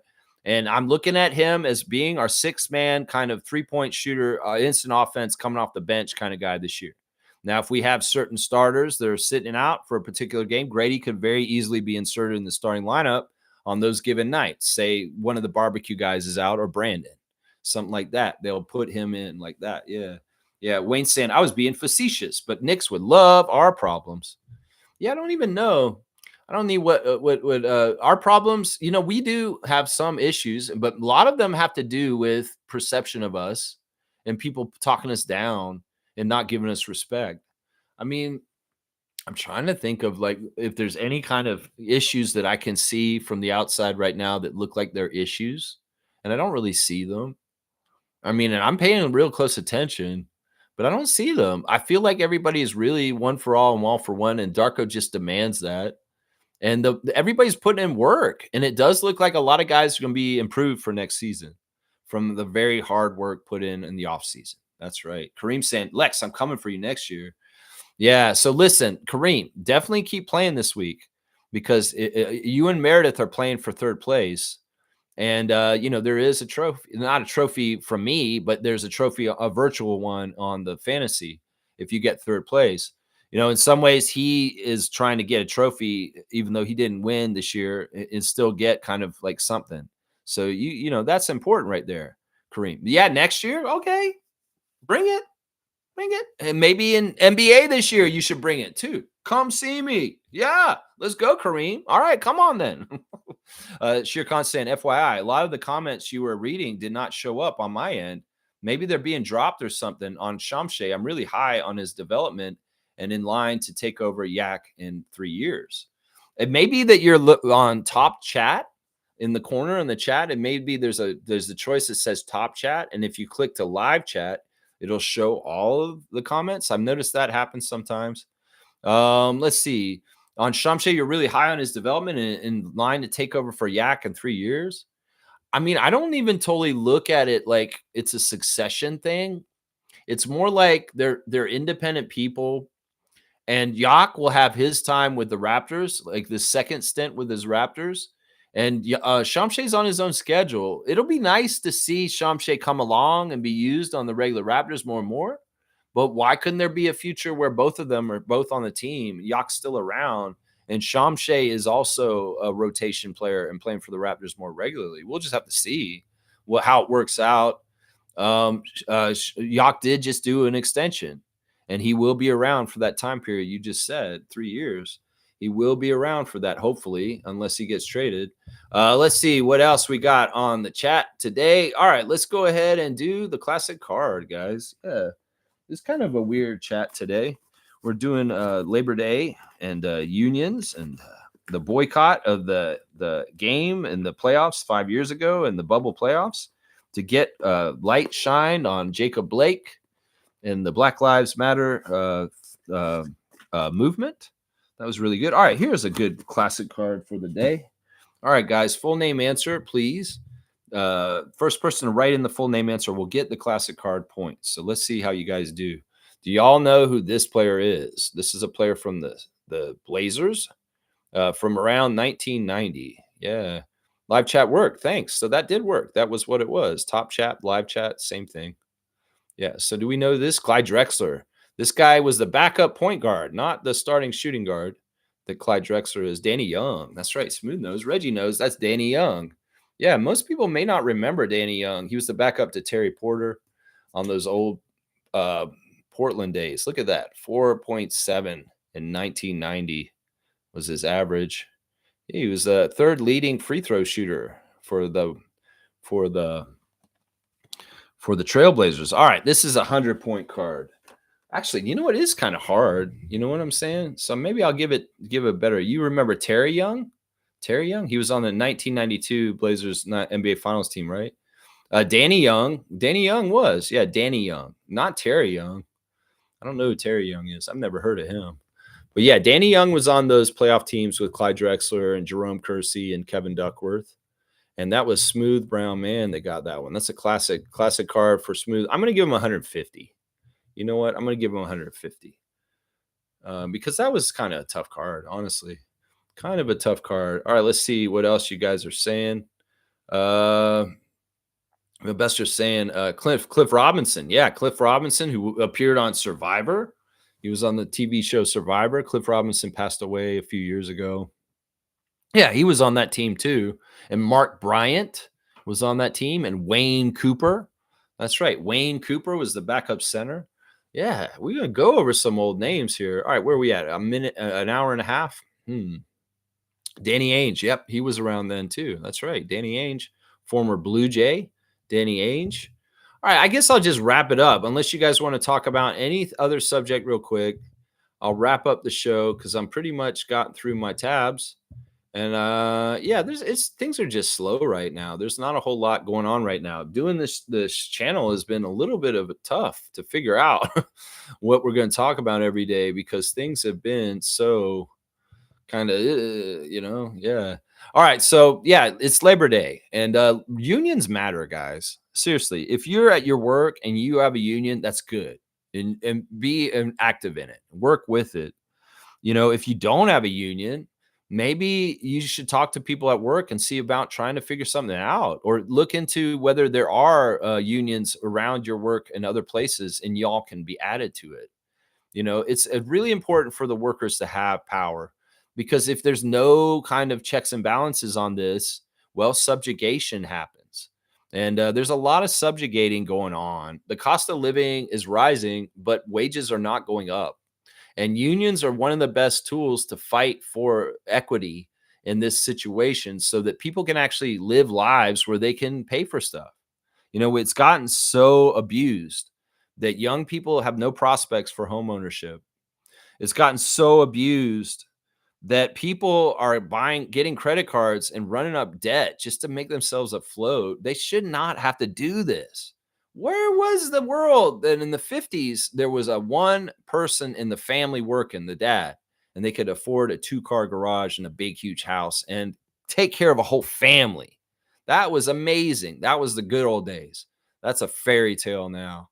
And in some ways, that's the way it should be, that average people, hardworking people, can earn enough of a living off of one job, where that they do that is everybody's doing like 3 or 4 jobs to just try and make it work. They're doing hustle culture, and they're doing things like driving Ubers while they also work a full-time job 40 hours a week. That's messed up. And that is showing that the inequality in society has been abused by the 1%, the oligarchs, the CEOs, the corporations. And to make this right, unions are our best fight. So on this Labor Day, support your union, join your union, start a union, and start worker solidarity, because Labor Day is all about that. A lot of the things that you can be thankful for, like having this day off, are from unions. And that's why I appreciate the NBA Players Association union for walking off 5 years ago in the bubble playoffs to make a statement about the shooting, the attack by police on Jacob Blake in the state of Minnesota. That was a big deal. And that, what some people say, that's just window dressing. That's virtue signaling. No, these guys went and met. Players for the Bucks went to Milwaukee and talked to the governor about what happened. They got this stuff talked about and stuff like that. And they talked to the owners of the NBA teams and said, you guys want us to play? We'll do something about this. What are you going to do? They made different decisions. We're going to open up voting in our arenas when the votes come up. We're going to put more messaging out in support of Black Lives Matter. We're going to do this. We're going to do that. Power to the people, power to the unions, power to the collective. Because the minority, parasitic 1% CEO class will suck all the money in the world out of all of us just to get a 10th house. They have no conscience. They're not real people at this point. They're psychopaths, honestly. In a lot of ways, they're fucking psychopaths. If they carried the code of their grandfathers, there would be a social promise to the worker to allow the wages to stay equal to what the cost of living has become. But no, they got too greedy. They sucked us all dry, and they're hoarding all the wealth at the top while there's people living in parks with their children. And it's absolutely horrendous. Living out of their cars. Like, what kind of society is this? This is not a great society. There's nothing great about this, Donald Trump. This is a worse and worse kind of society if more and more people are being forced out of their homes and living in their cars or in parks and tents. And that's the thing. The way that they're going, it's not going to help people get out of this kind of stuff. A good society is where the lowest people, the people that are at the bottom of society, are getting what they need and they're living good lives. They're a better gauge than the top of society. Those top motherfuckers, they're parasites. In fact, some of their gains are ill-gotten and they're unfair and through illegal means, honestly. So Yeah, that's a lot of what I gotta say right there. That's right. That's right. Boom goes the dynamite. Let's see. Lex, the Mets called up Canadian pitcher, who's their top prospect, Jonah Tong. Don't care. Shere Khan saying, "Oh man, a lot of my comments are disappearing. I don't know if it's the mods or YouTube. I don't know. I don't know, Shere Khan. I don't see your. I see your comments are still there on mine, but who knows? Yeah. Let's see. What else do I have to say here? Milbester saying he could be on Team Canada for WBC. I don't cover baseball other than the Blue Jays. Giannis Skies here. Hello, guys. Respect to Giannis. Yeah, Giannis, great weekend for Greece at Eurobasket, looking good. And he got his brother re-signed to the Bucks, too. Great weekend. Wayne saying the answer is taxes. The ultra rich paid around 70 to 80% tax rate. Now it's on average 0 to 1.5. Yeah, they don't pay any taxes and they make all the money. Like back in the day, the tax rate was good in the 50s. And that's why the 2-car garage could happen for the family of 4 on one income. That's part of it right there. That lifestyle was robbed by the 1%. And that's it right there. And Wayne's exactly right. Progressive politicians like Bernie Sanders want to tax the rich because they know if you just tax people like Elon Musk and Jeff Bezos, instead of giving them government handouts, because it's not even just that they don't take any tax, they don't pay any taxes. We're actually giving our tax money to them in grants for SpaceX and Amazon bullshit. It's absolutely corrupt, grifting class. It's like Robert Reich calls it the Gilded Age .2. And this shit happened before around the Great Depression 100 years ago. The robber barons, the top capitalists around were doing this before. And you know what? The people rose up and they fought them and they got things right. And there was a period of prosperity in the 50s because of this. And well, we just got to repeat history, right? Is this how we repeat history? Donald Trump is Adolf Hitler. We're going to have him come in a little while and then come back and really bad shit happens like Nazism. And then there's a Great Depression. And, the Great Depression is abused by the 1%. And they absolutely make us to a point where we just stand up and we say, fuck this shit. It's over and done with. Just like Americans did 100 years ago. That's what it is. It's like history repeats itself. Well, the repetition of this tells me the Nazis get beat and they go on trial and they're fucking disgraced for the rest of their life, like MAGA will be. And then also, if history repeats itself, the workers will rise up against the gilded aristocrats, and they will fucking get what's theirs one way or another. Because that's the history that has shown me 100 years ago. So, yeah, that's what we're hoping right there, man. That's what we're hoping. We'll have to see, man. Freedom to Palestine. There you go. Giannis Skies with that. Free Palestine. I'm with you on that, man, for sure, man. I'm with you on that. I do truly believe in a ceiling and floor tax system where the floor is everybody gets a basic income and they have their needs met as far as their housing, their clothing, their food, and their water, and nothing else. They don't have to get money for any other frivolous shit. And then if they want to make more money, they got to go and work a job and earn some more money. Then they can get the stuff that they want that way. But their basic needs are met. So we have no homeless. We have no starving children. None of this. If they're really good, they'll have free healthcare and free education, just like the Scandinavian countries, because they're the happiest and they do the best and they have good environmental regulations. And they're very forward thinking with their technology and renewables. This is all good stuff. These are the best countries in the world right now, the ones that are doing this. So, yeah, we need to be like them. There's countries that are doing things right. It's just that we have a psychopathic corporate class that they're gravy trained and never end. So they keep the status quo. And that's part of it right there. Yeah. And then at the top, there should be a ceiling. And if you make this amount of money, well, good job. You won the game. It's a video game. You got the last level. You got the cutscene. Yeah. Yeah, you keep that money. You got that money. Yeah, but everything that you make over that money is going right back in the system for public services and everybody else, for hospitals, for roads, for schools. Yeah, for the fire department, for libraries, for all that kind of stuff. Yeah, because in some ways, you are not rich without society. And in some ways, you're going to take and suck dry everything from society and make society crumble as a bloodsucker. No, you need to reinvest back in society for a healthy ecosystem. And you need that money to go back for people to live decent lives, happy lives, where they can be productive citizens, and they'll work for you then. You're gonna say nobody wants to work anymore. Well, you ain't paying jack shit, and we ain't stupid, so we ain't coming to work. That's what it is right there. Boom goes a dynamite. Yeah, yeah, yeah, yeah, yeah. Mel Bester saying, Lex, have you known anyone that had dealt with strange government impersonation emails before? My family went through one recently and getting stuff fixed from it because it's ridiculous. All right, I want to parse this out. I don't totally understand this. He's saying, have you ever known anyone that had to deal with strange government impersonation emails before? Okay, I'll just say this. Anything on email that you're not directly initiated, don't believe it. All right. First of all, there may be emails coming to you from different organizations that look like the letterhead is government. You need to suss everything out on this. In some ways, before you deal with anything like this and do anything that they say, you need to call a phone number and make sure it's a valid email. First of all, a lot of stuff that's coming to you through email is not official. You're going to get it in the mail still. That's right. They're going to send you the paper in the mail, and it's going to be verified and real. So very much in this day and age of scams, all kinds of telemarketing scams, all kinds of stuff. Yeah, if you get shit like this, you need to suss it out really carefully to understand what's real and what is not. Now, with the government in the United States right now, I have no idea what crazy ass shit they might be sending you right now, Bill Bester.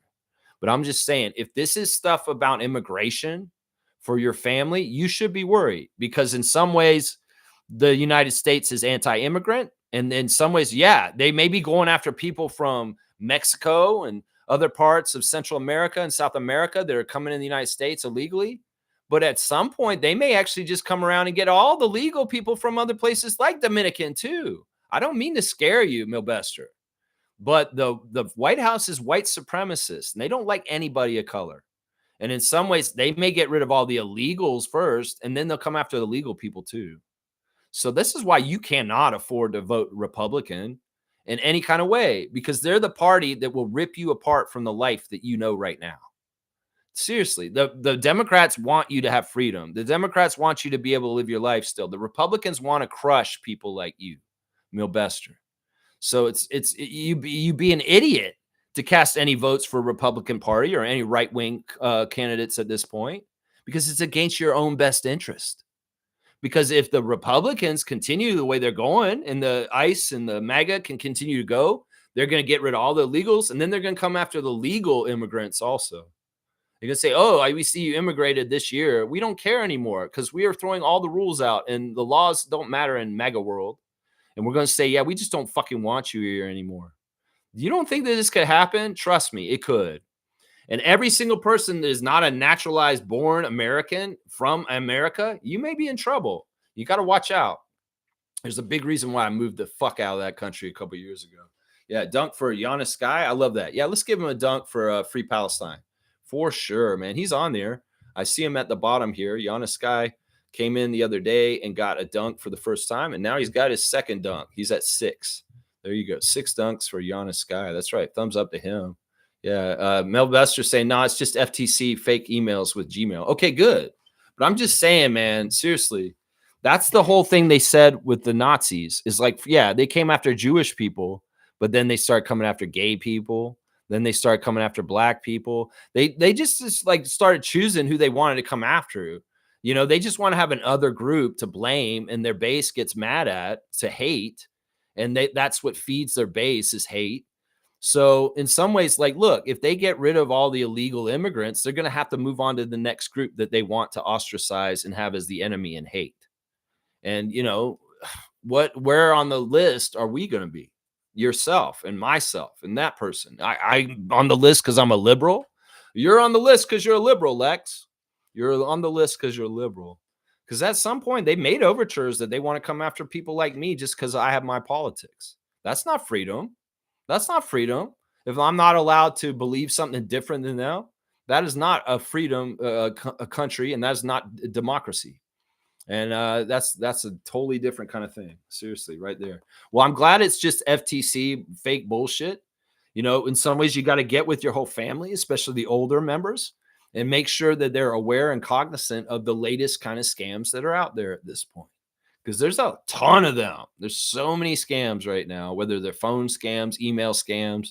all kinds of stupid scams out there. It's impersonations, all kinds of stuff going on there. All right, let's get out of here, guys. Thanks for watching the Raptor Freak stream. Monday memory. Yeah, remembering the walkout of the NBA players at the bubble in the playoffs. The Raptors were going to play the Celtics on my birthday in 2020, but they didn't play because they boycotted and they didn't take the court because they were making a statement about the police brutality towards Black people in the United States.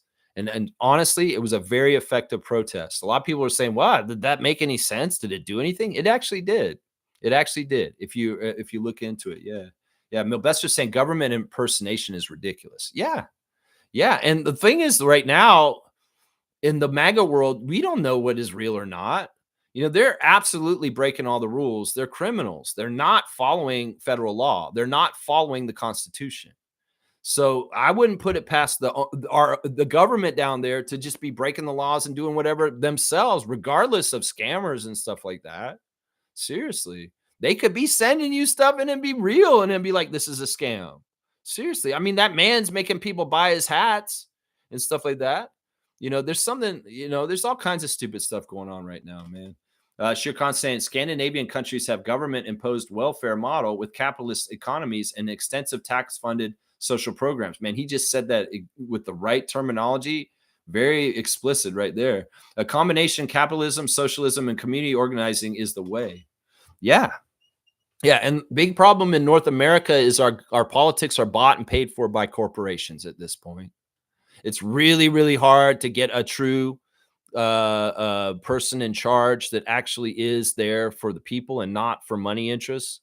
It's really, really hard. And that's why I implore Milbester to vote for Zoran, because that guy is exactly what I'm talking about. He cannot be bought by the corporations. And that is why they're spending so much money to smear him and to make people like Mel believe that he's a bad person. There's billionaires that know that he would come and tax them more. And that's why they're spending so much money on ads right now to shape New Yorkers' minds against Zoran. And they're stupid. If you go against Zoran, you're going against yourself, is what I'm going to tell people, because he is doing it for us. He's doing it for the people in New York. And the wrong people are against him. They're very bad people. They're the billionaires. They're the ones that do want that gravy train, and they will fight it. They're the same people that railroaded Bernie Sanders out of the election in 2016 and put Hillary in instead, because they can't control Bernie. They can't. He's not a corporate puppet, and they know they can't. And if he got to be president one day, he would change the United States in ways that would be absolutely amazing and really good, and not in the interest of the corporations or the 1% or the rich. And that's why they could never, ever allow Bernie Sanders to be the United States president. They just won't allow it because they know what he would do. That's why we need this. Mexico did this shit, right? The two-party system is flawed. And in Canada, we kind of do still have a two-party system, even though NDP and Green and all that's around.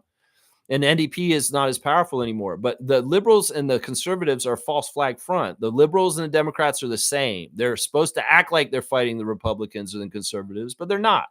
In some ways, they're part of the same airplane. They always say the right wing and the left wing is the same.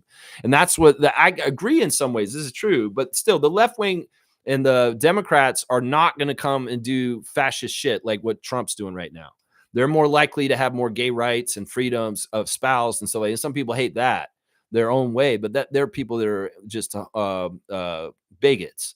Anyway, so Mexico had a two-party system also, where they had two parties like the U.S., and they had a third candidate come up, and it was this female who's the president now, and she won.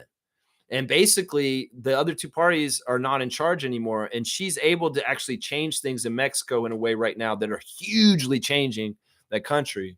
In some ways, I say here in Canada, the Liberal Party is compromised by corporations, and they don't actually do what they're supposed to do in opposition to the Conservatives. The Conservatives are absolutely the jackasses that the Republicans are down in the United States here.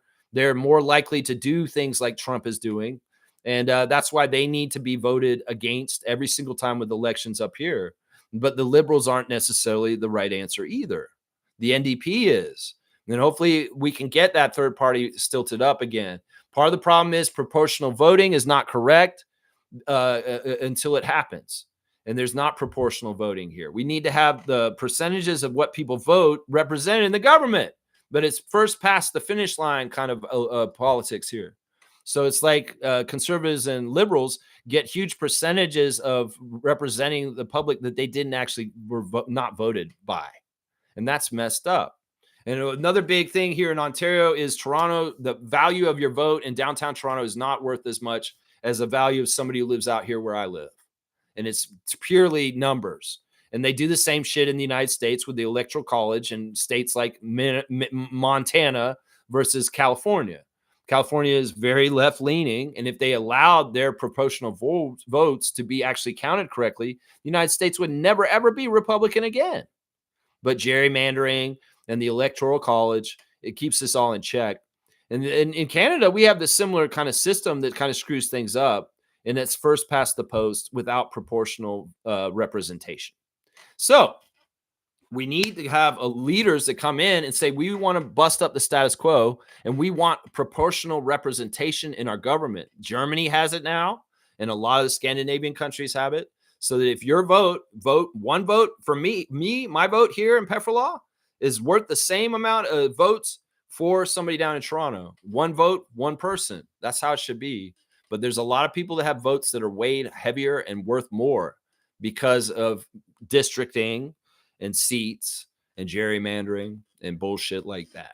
So yeah, we got to get the money out of politics. We need to have proportional representation, and we can fix a lot of things and be more democratic. That's right. That's right. Right there. W Stream, W Lex, W Raptor Freak family. Thank you, Shere Khan. Great to see our former Raptor Freak Rookie of the Year, Shere Khan, in the house today. That's right. All right, y'all, I'm out. Please like, comment, subscribe, share, join. Tomorrow we'll do trivia. So be ready with your trivia caps, 9:30 a.m. on Tuesday morning. Tuesday trivia, baby. Every Tuesday in the off season on the Raptor Freak channel. All right, y'all. I love you guys. Support your unions. Support workers' rights. Support Palestine. Support what's right and just in this world. You guys know what's right and just, what's good and bad. And it's in your heart. It's inherently in us, in our spirits. And you know what? We are good enough, and we're bad enough, bad boys enough. We're badasses enough to be able to stand up and take the fight to where we need to take it in the next few years to come. I have a lot of faith in humanity that we will right things, even if horrors and injustices are going on. We're going to right things. That's right. History will repeat itself. And we saw how it all worked out last century with this kind of stuff. That's right. Isaac, thank you for that. Put on blast. Let's go, Canada. Elbows up. And yeah, too bad y'all couldn't. Seriously, Canada, y'all did not fucking come at the U.S. like you should have yesterday and showed some national pride right there. I'm really pissed at you guys for not coming in that game like the energy should have been when the USA-Canada basketball game was going on yesterday. Really piss poor. Nathaniel Mitchell, what are you doing with your life, man? You're wasting your life. All right, let's go Raptors. Let's go Team Canada. Let's go Justice. Let's go Unions.